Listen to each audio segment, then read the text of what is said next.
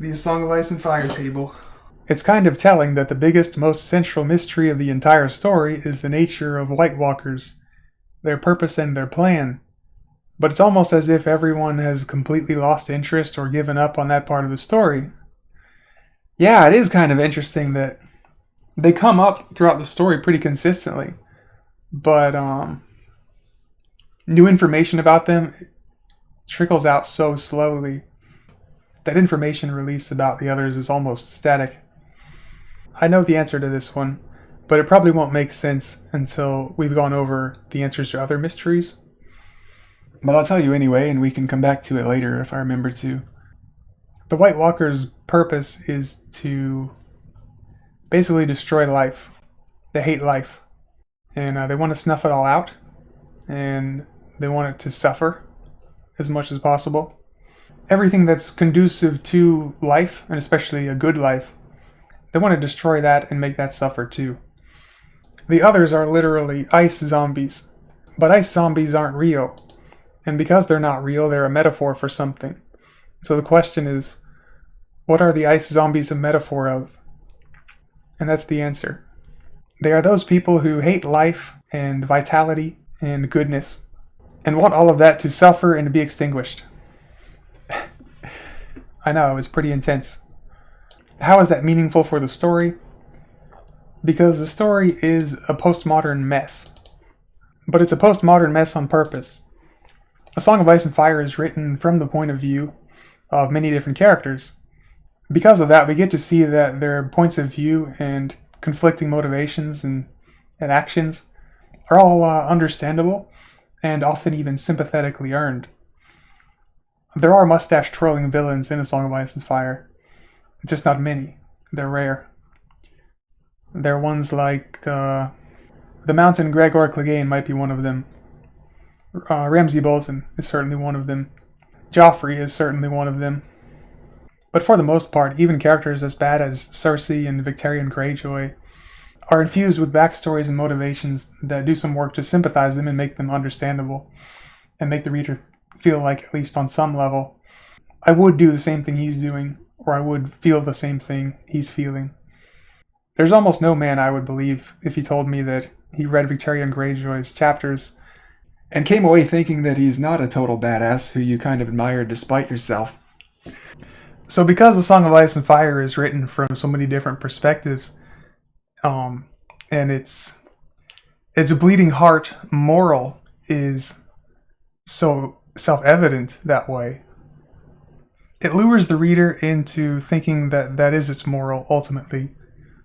That everybody's viewpoint is valid. There really are no such thing as villains, because even the villains have a tragic backstory every time. And inversely, there really are no heroes. That's a naive romanticization of reality. Because all the heroes have done something wrong. They've all got some dirt on them. Nobody's perfect. I mean, look at Ned. He's arguably the best man in the story. But he fathered a bastard, right? He said with a wink and a nod.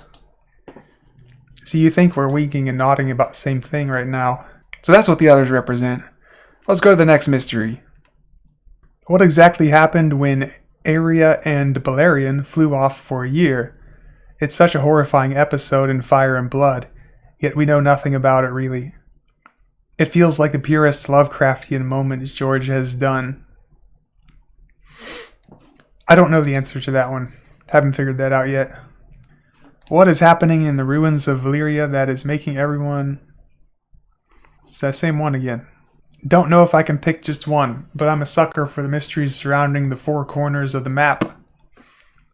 Whatever happened to Arya? Yeah, same one again.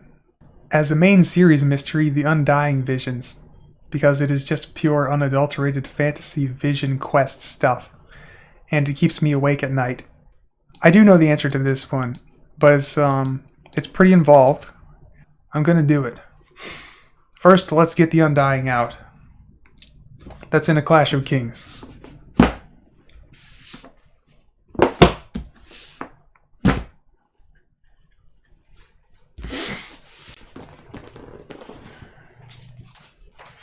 So I'm going to summarize the House of the Undying.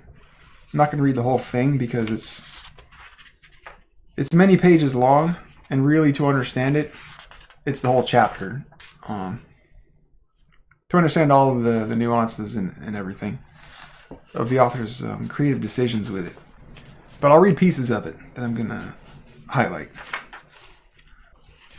The House of the Undying chapter on page 524. I'm going to divide it into sections just to help me talk about it easier. The chapter begins with Danny and the gang arriving at the House of the Undying, the temple of the warlocks of Karth. And this is kind of her last resort. She's asked for military help from other people and places in the city, and was denied. So now she's turning to the warlocks, and some of her friends are telling her this is a bad idea. Maybe all of them. But she does it anyway, and she takes Drogon on her shoulder. So that's the first section of the chapter. When she meets the warlock, Piat Pri, he has her drink a mysterious fluid, and gives her a bunch of very specific and strange instructions for how to navigate the House of the Undying in order to get to the last room of it that she's looking for, that has the Undying Ones, who ostensibly are going to give her a bunch of gifts and advice and so on that will help her achieve her dreams or whatever of conquering Westeros. So that's the first section of the chapter. The second section is Danny walking through the House of the Undying and seeing visions in a lot of the rooms and through the doorways and stuff. And that's mostly the part I need to talk about. And there's all kinds of twists and turns and fake outs that happen in that part. And then the chapter ends with, I guess, what I'll call the third part, where things don't go as planned, where the Undying Ones seem like they're attacking her, or something quite like it.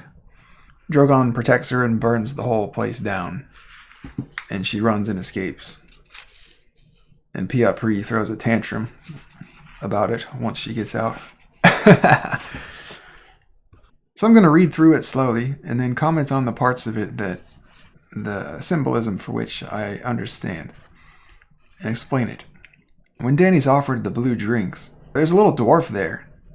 It says, the smallest dwarf Danny had ever seen was waiting on the threshold. He stood no higher than her knee, his face pinched and pointed, snoutish, but he was dressed in delicate livery of purple and blue, and his tiny pink hands held a silver tray. Upon it rested a slender crystal glass filled with a thick blue liquid. Shade of the evening, the wine of warlocks. Take a drink, urged Piat Pri.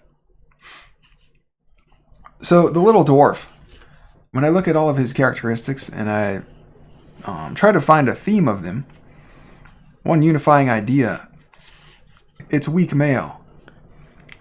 Everything about him is characteristic of weakness in men. He's small. He stands no higher than her knee. That's a weakness. His face is pinched and pointed, so he's ugly. That's a weakness.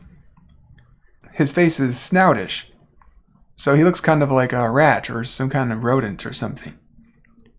Being compared to a mouse or a rodent of any kind is an insult, especially to a man. But he was dressed in delicate livery, purple and blue. This is also the way weak men dress. They dress in bright colors like purple and blue, and soft clothing that's easy on their skin. Not unlike my shirt. He has tiny pink hands. That's a weakness. A man is supposed to have big hands. So he's a server. And serving is also like anti-manly. So all of the characteristics of this dwarf convey weak man. And so that's what he represents. He represents just weak men in general. He's the little guy. He's the kid who gets picked last for kickball at recess. He's the guy who, after he gets rejected by a girl he asked out, starts insulting the girl. Thieves, murderers, rapers, arsonists, these are all people who qualify as embodying the weak man. The symbolism of the dwarf will become important later, because there are more dwarfs. Another sort of weak man is a drug dealer, and that's what the dwarf is doing in this scene. He's the one delivering the drug to Daenerys. That's supposed to prime her for the visions she's going to see on this vision quest. So in the first several rooms, there's really nothing to see. There are no visions. The fourth room was oval rather than square, and walled in worm-eaten wood in place of stone.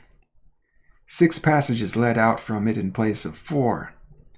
Dany chose the rightmost and entered a long, dim, high-ceilinged hall. I don't know what the purpose of the fourth room is, except that, since it's made of worm-eaten wood, I think it's probably there to show that beneath the magic and the visions and the architecture, this building is actually very gross and old and corrupt. Because that's what worms convey. When something's worm-eaten or wormy, it's pretty much ruined. In the fifth room is Dany entered a long, dim, high-ceilinged hall. Along the right hand was a row of torches burning with a smoky orange light, but the only doors were to her left. So the trick in this room is that there are no doors to her right.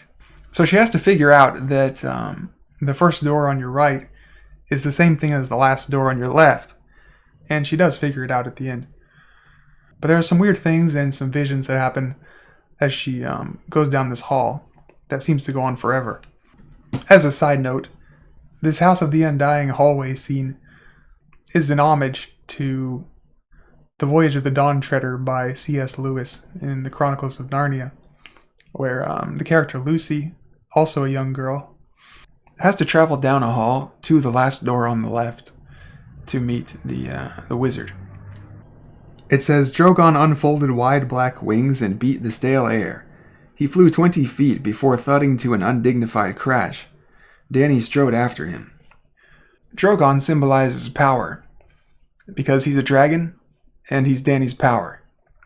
In fact, the other things that are Dany's power, like her followers and their power, originates from her dragon, because if she didn't have the dragons, they wouldn't follow her. Her blood riders refused to be her blood riders until they saw that she birthed dragons. So Drogon in this scene is a dragon, and he represents dragons and Dany's power. And since Dany is a woman, Drogon also represents power in the hands of a woman. So when Drogon flies 20 feet ahead, he's an animal, so he can sense truths about nature that humans can't sense. And so when he flies forward, he's showing Dany which direction to go. Apparently Drogon senses that the door Dany needs is further down the hall. And Drogon showing Dany the right door to go through comes up repeatedly throughout this House of the Undying vision. So basically, Dany's being led by her power. It says the mold-eaten carpet under her feet had once been gorgeously colored, and whirls of gold could still be seen in the fabric, glinting broken amidst the faded gray and mottled green. What remained served to muffle her footfalls, but that was not all to the good. Dany could hear sounds within the walls, a faint scurrying and scrabbling that made her think of rats.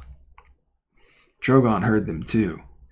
His head moved as he followed the sounds, and when they stopped, he gave an angry scream. So the carpet is old and decaying, but you can still see that it was a fabulous carpet. And so just like the power of the warlocks, there's a sense that the House of the Undying and its followers are in a state of ruin and have been for a long time. And it matches with Xaro's own Daxos telling Dany the same thing, basically. The warlocks used to be powerful, but they can hardly do magic anymore, just parlor tricks. And they're a dried-up organization. Or at least they have been until very recently, where for some inexplicable reason they're able to do some magic again, more and more as time passes, and people are beginning to become more fearful of them because of it.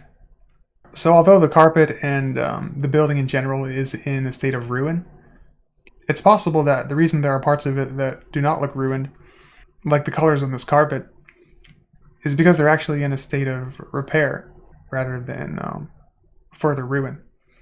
They would just be a state of repair after a long period of ruin, so that's why they're still mostly ruined. The carpet muffles her footfalls, and it says that that's not actually a good thing, because Dany could hear sounds within the walls, a faint scurrying and scrabbling that made her think of rats. So that's more of the same. This place is in a state of ruin. And it's corrupt, and its magic is probably corrupt, and the people who run it are probably corrupt. And whatever there is to find here is probably nothing good. Drogon heard them too. His head moved as he followed the sounds, and when they stopped, he gave an angry scream. It says other sounds, even more disturbing, came through some of the closed doors. One shook and thumped, as if someone were trying to break through. From another came a dissonant piping that made the dragon lash his tail wildly, from side to side. Danny hurried quickly past. So we haven't really gotten to the meat of the visions, but this is the first thing that could arguably be considered a vision, even though she doesn't really see anything except a door being shook. She hears it, whatever it is, and is trying to break through the door from the other side, and she hears the dissonant piping, and the dissonant piping makes the dragon lash his tail wildly from side to side. This creepy little door with somebody trying to break through it is the single most critical thing that Danny sees in the House of the Undying. At least as it pertains to our investigation of understanding what all the House of the Undying represents and means in the context of all the rest of A Song of Ice and Fire and its symbolism. After this thumping, piping door, Danny passes many other doors through which she sees many other visions, the details of which I'm going to try not to go into, but they have a theme.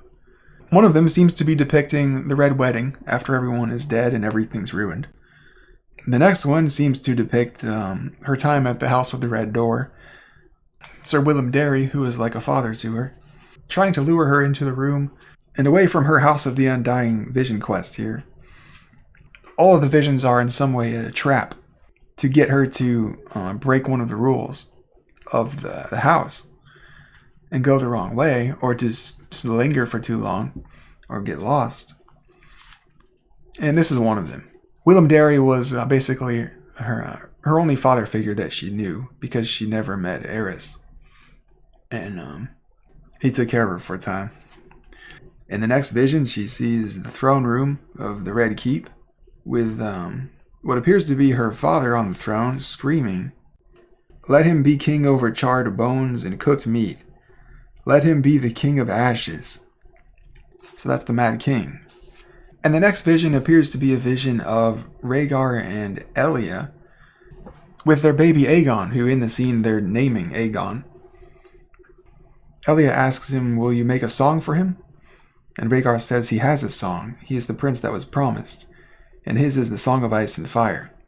And so this is the basis for a lot of theories that Rhaegar was obsessed with prophecy, and that his interest in Lyanna was about prophecy. It was about making another baby for the prophecy about the 3 heads of the dragon. He says there must be one more. The dragon has 3 heads. And so those are all of the visions. It's like a dead Robb Stark with his wolf's severed head sewed onto his head, sitting on the throne at the Red Wedding, which never specifically happened. He didn't sit on the throne, but almost every part of the vision happened in some way at the Red Wedding, and we can reread the Red Wedding to see that that's true. The tables and chairs were turned over. What Direwolf's head was reportedly cut off and sewn onto Robb's body. The room is the same as the room in which the Red Wedding happened. And even the food in the vision is the same as the food in the Red Wedding. There's a lake of lamb.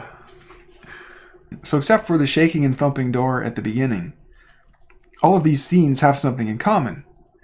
And the audience already kind of knows what that thing is. They just read it the wrong way. Oh, I missed a really important vision.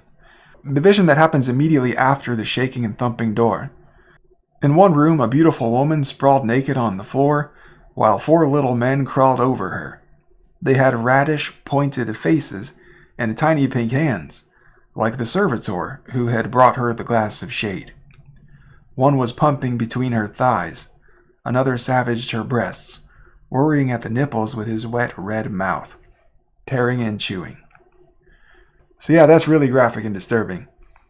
So that's all of the visions, and they all have something in common. And to understand why what they all have in common is important, I should probably tell you what the audience thinks about them.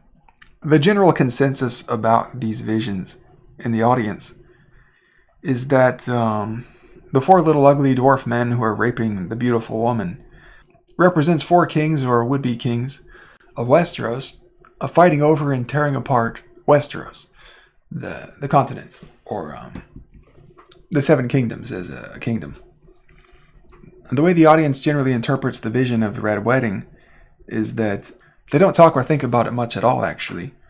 But when they do, it seems like in relationship to the scene before it, with the little men apparently representing the kings who are tearing apart Westeros, represented by the beautiful woman. This image of Robb being dead and sitting on the throne at the Red Wedding seems to relate to that one, as if this is an example of one of those kings and what happens when they fight over Westeros and for power and control and revenge and whatever, right? So the thinking is that the message of the story is that fighting is bad. Granted, we can all probably agree that fighting is, in general, a bad thing. But seems a little simplistic of an ethic or a message for this author in particular, George R. R. Martin. And for this story in particular, considering its quality and its popularity. Philosophy is as simple as fighting bad is usually characteristic of children's stories, if any stories. And even in those cases, too simple-minded to be a good story even for children. But there are two things in the Red Wedding vision that are different from the actual Red Wedding. And because they're different, those are the things that contain the clues about what this scene is conveying and what it means and symbolizes and all of that. And those two things are that Robb is sitting on the throne. He never actually sat on the Walder Frey throne at the Red Wedding. And so him being on the throne casts him as a ruler, a king, or a would-be ruler or would-be king. It highlights his relationship to leadership. So Robb is a king. That's the first thing this vision wants to draw our attention to. And the second thing that's different from the real Red Wedding is that Robb is not exactly alive. He's looking at Dany as she's passing. And in a specific way. It says, his eyes followed Dany with mute appeal.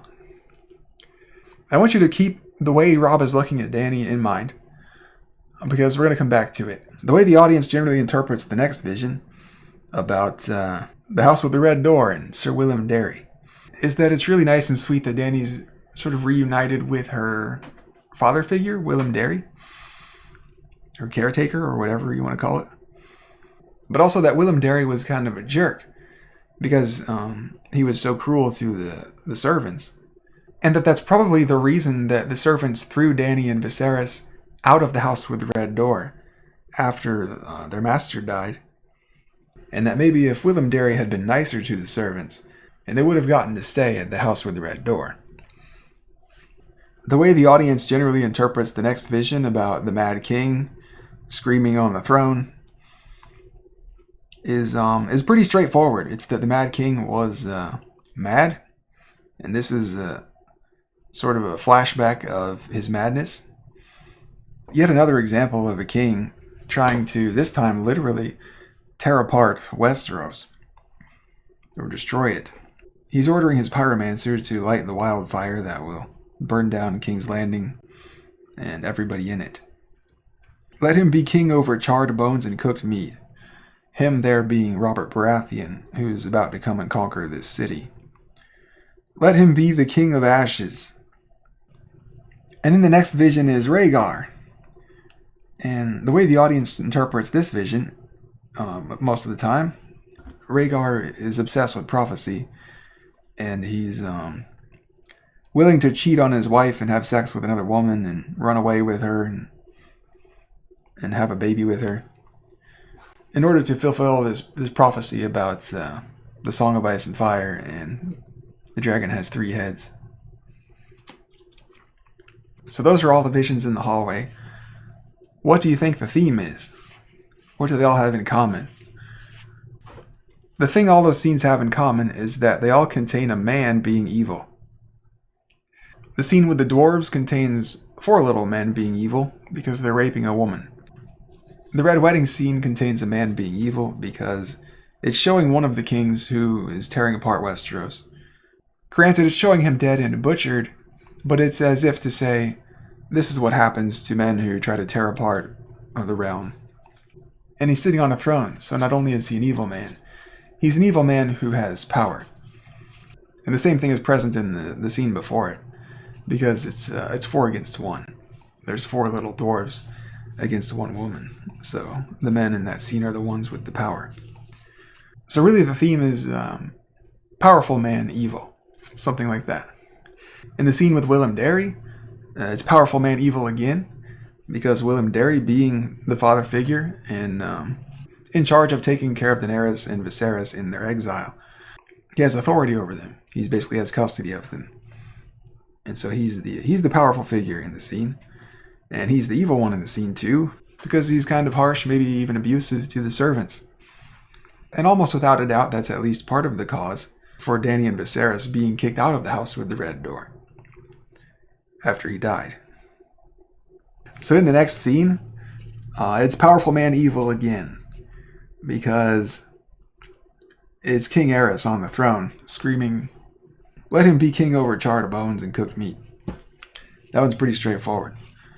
And then in the next scene, it's powerful man evil again, because now we have the son of the king, Rhaegar, and he's being a bad husband and prince by being too obsessed with prophecies. And the thinking is that this obsession is, of course, what caused him later on decide that he needs to have sex with a young woman who is not his wife in order to make a 3rd baby to fulfill the prophecies.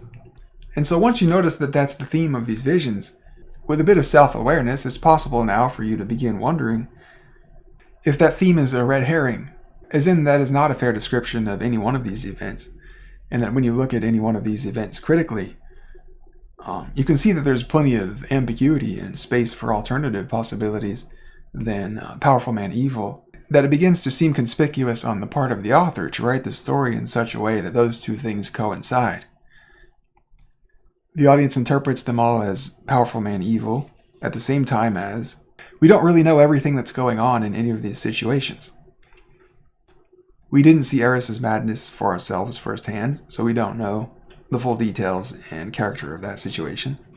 We've only heard small retellings of it secondhand from a variety of characters. We don't really know what Rhaegar was up to with his prophecies, and we don't really know why the Red Wedding scene has these 2 departures, with Robb sitting on the throne and looking at Dany with mute appeal, even though those 2 things didn't really happen at the Red Wedding, while everything else in the vision did.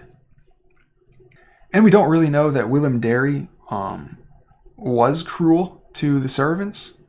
That's something we get secondhand too, and we don't see it ourselves.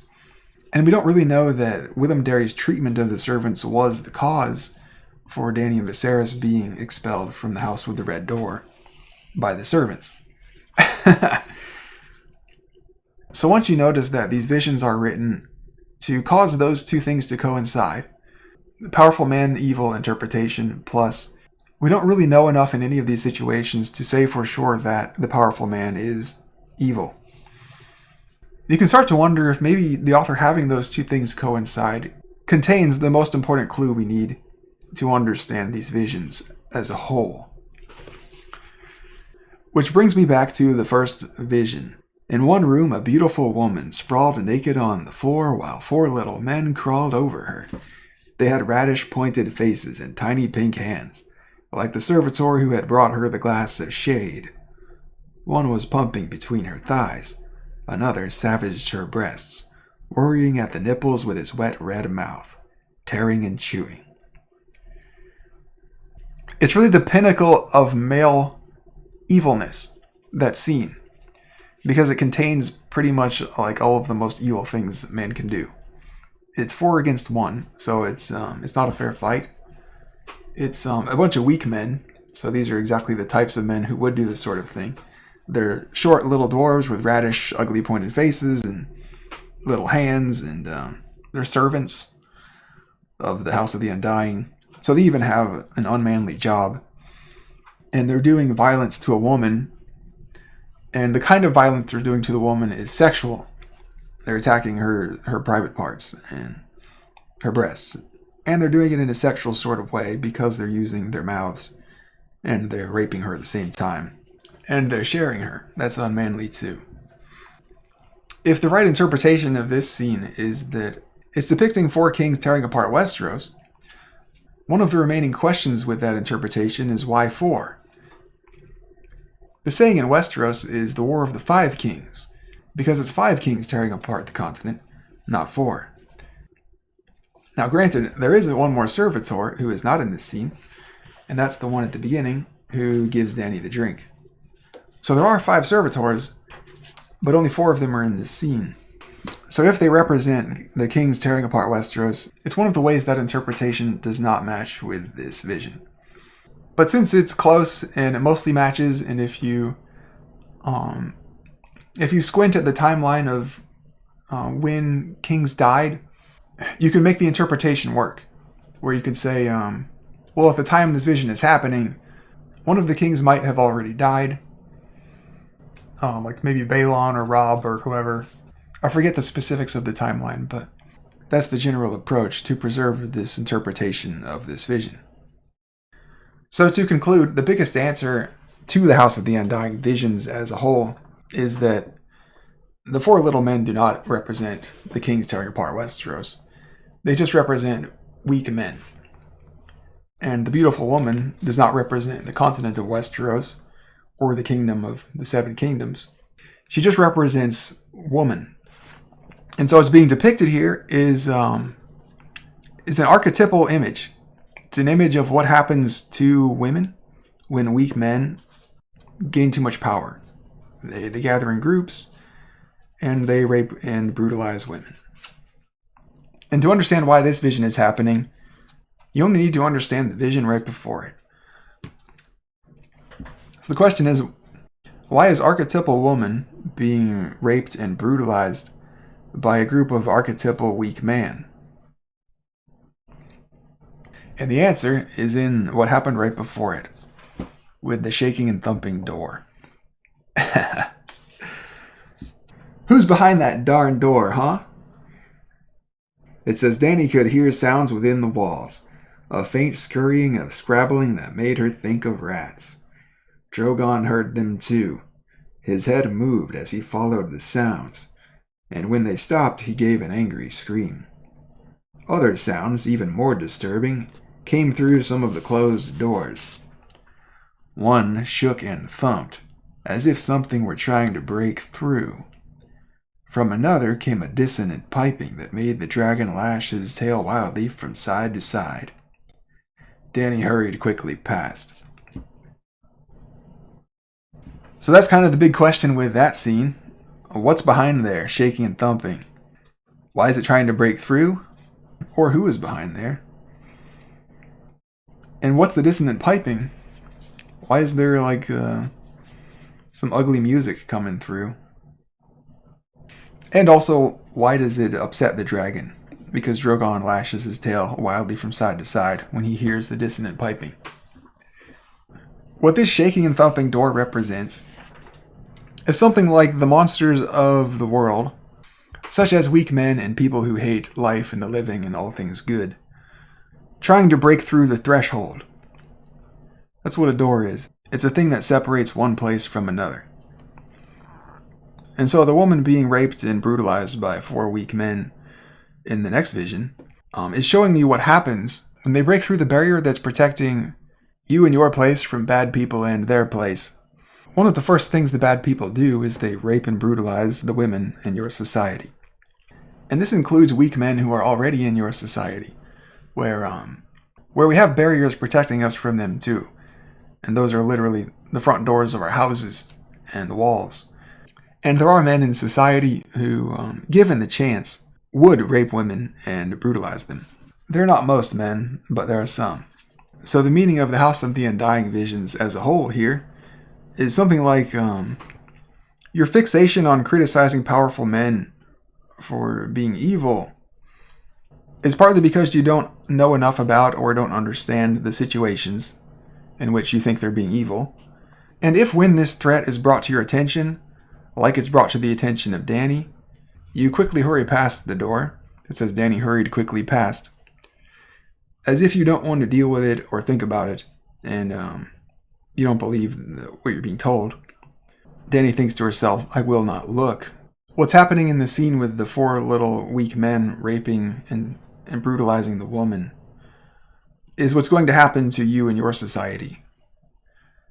And if you've ever tried to tell a woman this sort of thing, hey, you and your power, your little dragon on your shoulder that you're so in love with, your little fixation on power is going to cause this to happen to you and everyone else in our society, especially the women.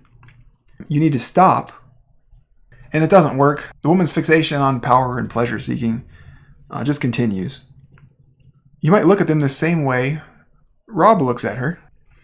It says, his eyes followed Danny with mute appeal, as if to say, I don't know how to convince you to stop doing what you're doing, but please just stop. So now this leaves us with an interpretation of the House of the Undying vision that explains not only why the story and specific parts of it are written the way they are, but also why the audience interpreted it the way they did, and why they could never completely understand it. The last thing there is to tell you about the House of the Undying vision is that the dissonant piping represents the name of the series, A Song of Ice and Fire. Here.